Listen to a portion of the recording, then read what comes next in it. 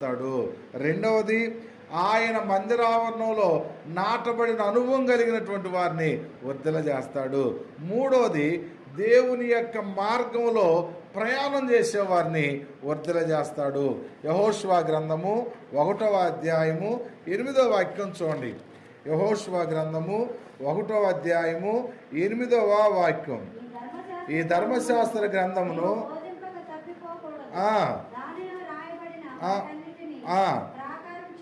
వాటన్నిటి ప్రకారము చేయుటకును జాగ్రత్త పడినట్లు దివారాత్రము దాన్ని ధ్యానించినలా.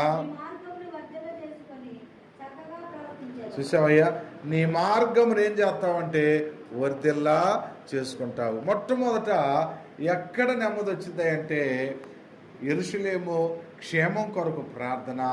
యెరూషలేము ప్రేమించి అనుభవం కలిగినటువంటి వారికి నీ ప్రాకారాలలో నెమ్మది కలుగునుగాక.